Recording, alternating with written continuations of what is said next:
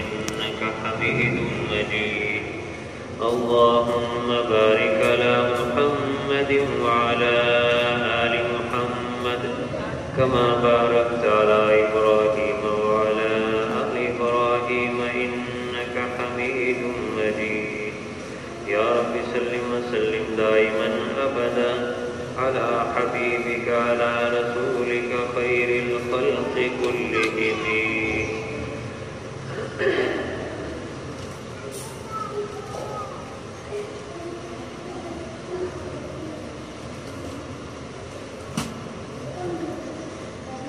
مصیبت اور پریشانی کیا ہے؟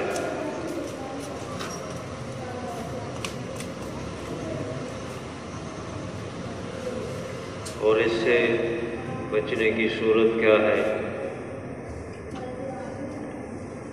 سکون اطمینان کہاں سے ملے گا؟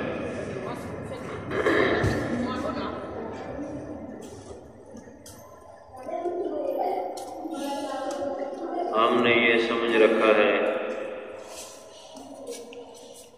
دکھ درد تکلیف وبا مصیبت قحط لڑائی جھگڑا قتل و غارت یہ اس طرح کی چیزیں جو ہے یہ مصیبت ہے.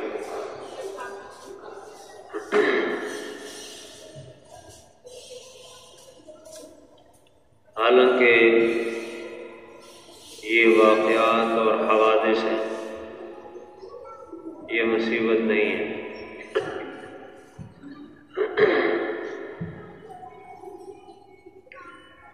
یہ چیزیں مصیبت کے اسباب ہیں، مصیبت نہیں ہے.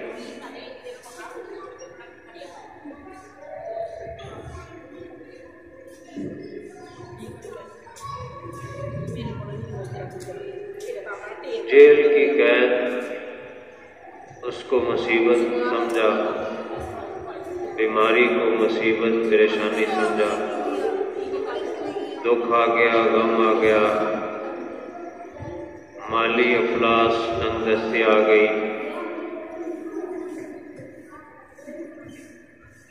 اس کو مصیبت کا نام دے رکھا ہے ہم نے.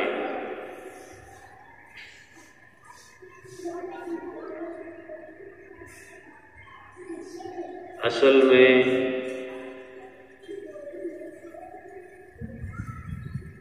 جو کوئی قید میں گیا اس کی وجہ سے اس کے دل پر اس کے اثرات مرتب ہوئے، گھٹن ہوئی، اس کے دل پر اس کا اثر ہوا، وہ مصیبت ہے. یہ اس کا سبب اور واقعہ اور حادث ہے.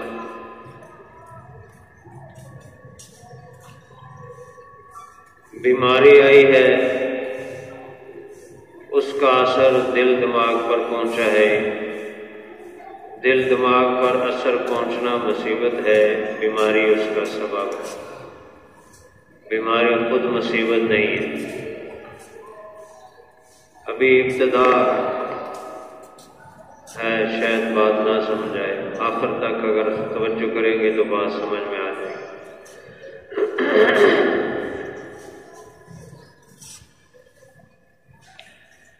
یہ جو دکھ تکلیف غم پریشانی ہم سمجھتے ہیں، ان کے اثرات قلوب پر مرتب ہوتے ہیں.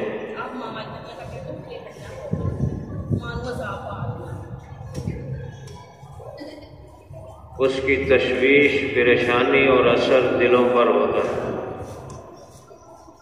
لیکن اگر کوئی شخص ان اسباب کی اپنے دل اور دماغ پر کوئی اثر ہی نہ لے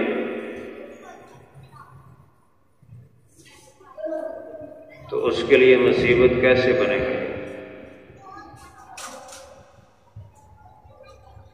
جب اس کے دل دماغ سے اس طرح کا کوئی اثر نہیں، بلکہ دکھ تکلیف آئے تو اس پر اس کو لذت آتی ہے، تم پریشانی کیسے بن گئی.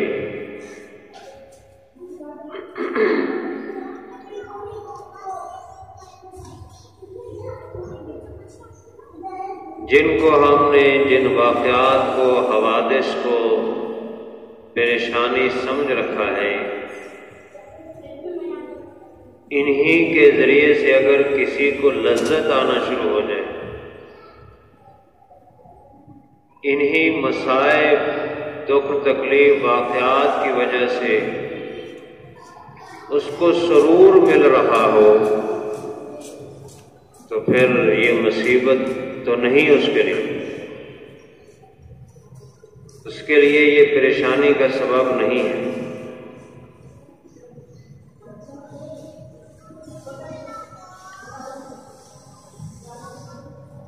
انبیاء کرام، صحابہ کرام جیسے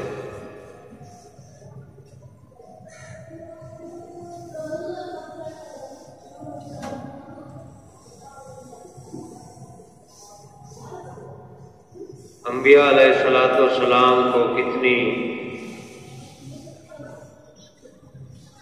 یہ واقعات ان کے ساتھ پیش آئے،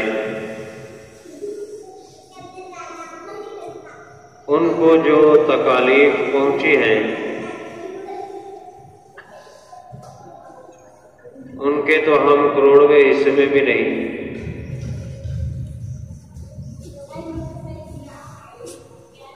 لیکن وہ دکھ اور تکلیف، مصائب میں بڑے خندہ بسانی کے ساتھ لذت محسوس کرتے ہوئے اس کو اپنے اثرات لوگوں پر نہیں چھوڑتے تھے۔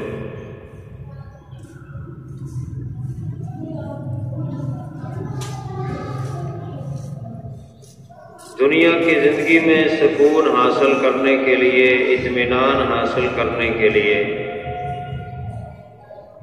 ان واقعات اور حوادث کو روکا جائے۔ جیسے کسی کو بیماری آ جاتی ہے تو بیماری کو روکا جائے، کسی کو غم آ جاتا ہے غم کو روکا جائے، کسی کو تنگ دستی آتی ہے اس کو روکا جائے، کسی پر جھوٹا مقدمہ کر کے اس کو پریشانی آتی ہے اس کو روکا جائے۔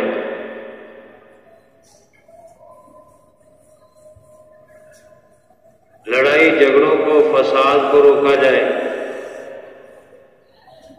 ان اسباب کو ختم کرنے کی فکر اور کوشش کی جائے جو کہ ناممکن ہے۔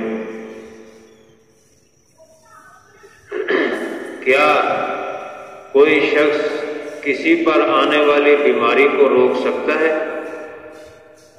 اور پھر اربوں انسان ہے دنیا پر، سب پر بیماری نہ آئے؟ کسی پر موت کا غم نہ آئے؟ کوئی روک سکتا ہے؟ اس طرح ایک ایک وہ چیزیں جن کو ہم مصیبت سمجھتے ہیں، جن کو ہم تکلیف سمجھتے ہیں، پریشانی سمجھتے ہیں، ان کو روکنے کی کوشش کی جائے تو سارے انسان بھی مل کر نہیں روک سکتے، تو پھر کیسے سکون ملے گا؟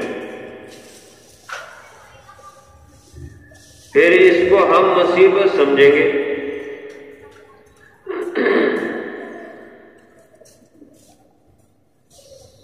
اپنے لیے پریشانی کا سبب سمجھیں گے۔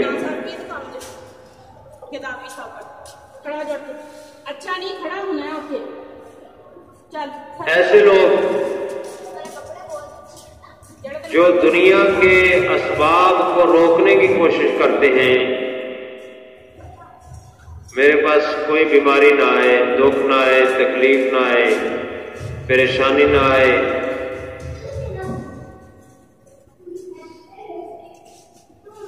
وہ اتنا ہی اور زیادہ بے چینی میں چلے جاتے ہیں، سکون میں نہیں آتے۔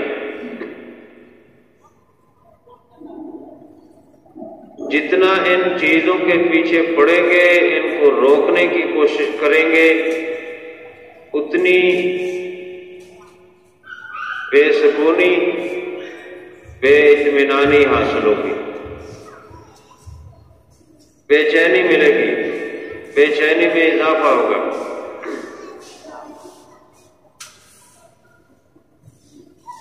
چنانچہ آج میرے سمیت ہم سب پوری دنیا کے لوگ اس بات کی طرف دوڑ رہے ہیں کہ دنیا کے مال و اسباب کے ذریعے سے ان پریشانیوں کو روکا جائے، ان مصیبتوں کو روکا جائے۔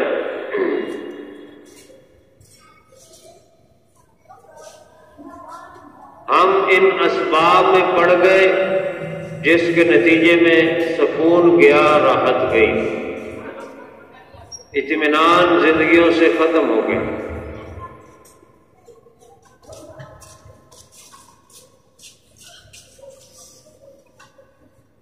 اس لیے اس کی آسان صورت یہ ہے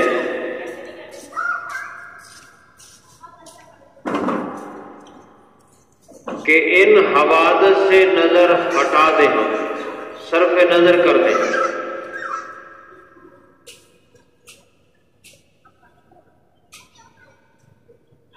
یہ جتنی پریشانی کے اسباب ہیں، مصیبت کے اسباب ہیں، ان سے اپنی نظر ہٹا دیں،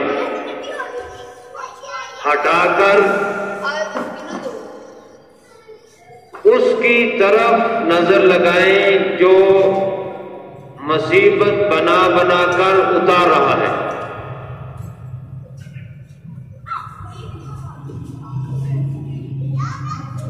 اور وہ رب تعالی کی ذات ہے۔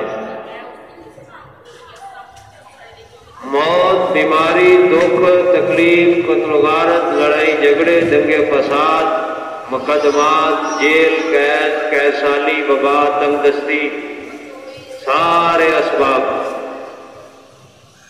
یہ کون بھیجتا ہے؟ ایک اللہ بھیجتا ہے۔ ان اسباب سے نظر ہٹا کر اس ذات کی طرف لگائیں جو ان کو اتارتا ہے، جو ان اسباب کو نازل کرتا ہے، بھیجتا ہے۔ ان سب چیزوں کا سرچشمہ قوت اور طاقت کا وہی اللہ ہے۔ اگر اللہ تعالیٰ سے رشتہ محبت و عقیدت و عشق کا ہو جائے اور رابطہ رضا و تسلیم بڑھ جائے، اس کو ایمان کہتے ہیں۔ اور یہی مطلوب ہے کہ نظر ہماری اس رب تعالیٰ کی طرف چلی جائے۔ اس کی رضا و تسلیم کیا ہے وہ ہم معلوم کریں۔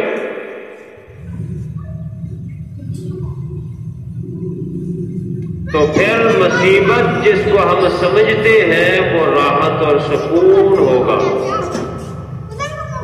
کیونکہ پھر یہ سمجھے گا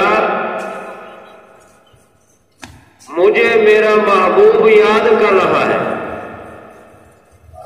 اور اگر محبوب کی طرف سے کوئی دکھ تکلیف آئے تو اس کو لذت ہوتی ہے، وہ اس کی طرف بار بار دھیان کرتا ہے، تو یہ سمجھے گا میرے محبوب نے میری طرف توجہ کی ہے، میرے اللہ نے مجھے بیماری دی ہے، میری طرف توجہ کی ہے، میرے اللہ نے مجھے دکھ تکلیف کوئی پریشانی جس سے پہنچی ہے وہ میرے محبوب نے اصل میں مجھے یاد کیا ہے، وہ میری طرف توجہ کر رہا ہے۔ جب کوئی یہ سمجھے کہ محبوب نے یاد کیا ہے تو کیا دکھ ملتا ہے؟ پھر وہ مصیبت نہیں رہتی، اس میں لذت آتی ہے، اس میں سکون ملتا ہے، اس میں راحت ملتی ہے۔ یعنی نظر مصیبت پر نہ رہے، مصیبت کو جو بنانے والا ہے، جو مصیبت بنا کر بھیجنے والا ہے، اس ذات پر نظر رہے۔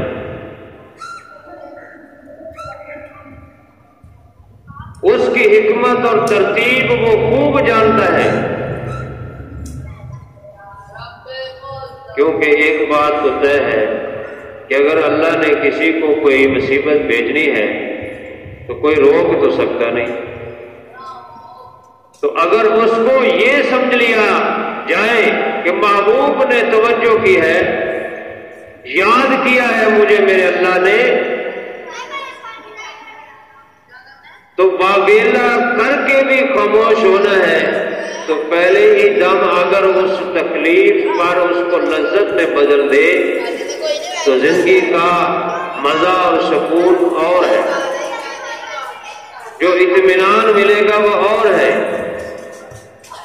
زمانے اور کائنات کے حوادث کو ہم نہیں بدل سکتے، تو پھر ہمیں چاہیے کہ ہم اپنی طبیعت کو بدلیں۔ وہ تو ہمارے بس میں نہیں کہ ہم کائنات کو بدل سکیں، کائنات کے اسباب کو بدل سکیں، پھر ہمیں اپنی طبیعت کو بدلنا ہے، اور اس کو بدلنے کا طریقہ یہی ہے کہ ہم یہ سمجھیں کہ ہمارے محبوب رب نے ہمیں یاد کیا ہے۔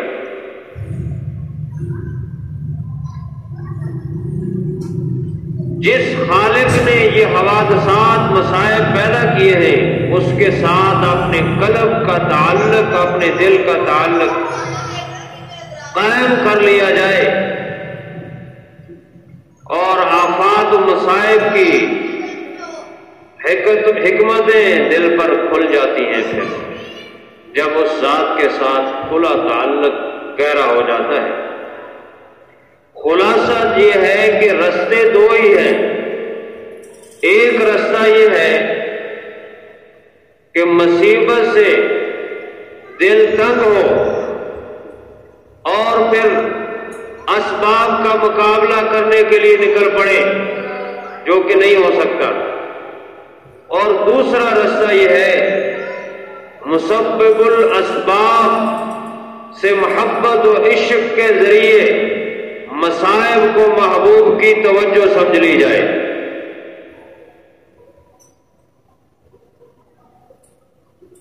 یہ اس کی رضا سمجھ لی جائے، یہ اس پر ایمان سمجھ لیا جائے۔ پہلا رستہ عقل کا ہے، فلسفہ کا ہے، اور انہوں نے اختیار کیا جو عقل کے پجاری ہیں، اسباب کے پیچھے لگ پڑے۔ پوری دنیا آج اسی دوڑ میں ہے جو کہ ناکام ہے۔ جتنے اسباب بڑھ رہے ہیں اتنی بے سکونی بھی بڑھ رہی ہے۔ یہ ہمارے پرانے بزرگ جو بیٹھے ہیں، جن کی عمریں زیادہ ہیں، وہ اپنے بچپن کی طرف غور کریں۔ بہت کم اسباب تھے، سہولتیں نہیں تھی، اطمینان تھا، سکون تھا۔ اسباب بڑھتے گئے جی، ترقی کا نام اس کو دے دیا اور بے سکونی اس میں اور بڑھ گئی، کیونکہ مسبب الاسباب سے رستہ ہمارا کمزور ہو گیا۔ یہی دوسرا رستہ جو ہے یہ انبیاء کا ہے، اولیاء کا ہے۔ انبیاء کرام نے، اولیاء کرام نے یہ دوسرا رستہ اختیار کر کے خود بھی سکون اور راحت حاصل کیا، اور پورے عالم اور جہان کو اطمینان اور سکون کی لہروں میں دوڑا دیا۔ یہی وجہ ہے اللہ تعالیٰ فرما رہے ہیں الا ان اولیاء اللہ لا خوف علیہم ولا هم یحزنون۔ یہ کون ہے؟ وہ بھی وضاحت فرماتے الذین آمنوا وکانوا یتقون۔ یہ ایمان والے ہیں جو تقوی اختیار کرتے ہیں۔ لهم البشرى فی الحیات الدنیا وفی الآخرہ، دنیا کی زندگی میں بھی سکون راحت ان کو ملے گا۔ اب جو خالق بتا رہا ہے کہ راحت اور سکون کس میں ہے، تو پھر ہم دوسرا راستہ کیوں اختیار کر رہے ہیں انبیاء کا راستہ چھوڑ کے؟ موسیٰ علیہ السلام سے افلاطون جو بڑا عقل مند سمجھا جاتا تھا، دنیا کا بڑا فلاسفر سمجھا جاتا تھا، بڑی عقل رکھتا ہے، موسیٰ علیہ السلام سے کہا کہ اگر یہ آسمان کمان بن جائے اور جتنے مصیبتیں، دکھ، تکلیف، پریشانی آ رہے ہیں یہ تیر بن جائے اور تیر انداز اس کمان میں سے تیروں کو پھینکنے والا وہ اللہ ہو تو بتاؤ کوئی بچ سکتا ہے ان تیروں سے، ان مصائب سے؟ عقل اور فلاسفہ یہی کہتے ہیں کہ نہیں بچ سکتا، کیونکہ یہ کائنات اتنی بڑی ہے، اس سے باہر نہیں جا سکتا کوئی، اور رب کی حکومت ہر جگہ ہے، وہاں باہر نہیں جا سکتا۔ تو رب جب تیر مار رہا ہو مصیبتوں پریشانیوں کے تو اس کے قدرت احاطہ سے باہر نہیں جا سکتا، تو بچ کیسے سکتا ہے؟ عقل یہ کہتی ہے، فلسفہ یہ کہتا ہے۔ لیکن انبیاء کا رب تعالی سے تعلق ہوتا ہے، عقل سے نہیں۔ عقل بعد کی چیز ہے، ثانوی چیز ہے، پہلی چیز ایمان اور وحی ہے جو اللہ کی طرف سے آتا حکم، وہ ہے۔ اس لیے پھر ان کے لیے اللہ رستہ کھولتا ہے۔ اللہ کے نبی موسیٰ علیہ السلام نے فرمایا بالکل صورت ہے بچنے کی اور بہت آسان ہے۔ جب رب تیر مار رہا ہو اس کمان سے نکال کے، اور یہ ساری کائنات کمان ہے اور مصیبتیں آنے والی وہ تیر ہے، اور اللہ تعالیٰ تیر پھینک رہا ہے، تو اس سے بچنے کا موسیٰ علیہ السلام نے فرمایا بہت ہی سہل اور آسان راستہ ہے، اور وہ یہ ہے کہ تیر انداز کے پہلو میں آ جاؤ۔ جب تیر انداز کے پہلو میں آ جاؤ گے تو پھر تیر لگنے سے بچ جاؤ، مصائب سے بچ جاؤ، یعنی اللہ تعالی کی رحمت میں آ جاؤ، ایمان کے دائرے میں آ جاؤ، اللہ سے اپنا تعلق مضبوط کر لو۔ جب تیر انداز کے پہلو میں ہوگے تو بچ جاؤ، ان مسائل سے بچ جاؤ گے، پریشانیوں سے بچ جاؤ گے۔ اللہ تبارک و تعالیٰ کی رحمت تو بہت بڑی ہے، اس لیے ہمیں اللہ تبارک و تعالیٰ کی طرف رجوع کرنا چاہیے۔ اللہ تعالیٰ عمل کی توفیق عطا فرمائے۔ وآخر دعوانا الحمد للہ رب العالمین۔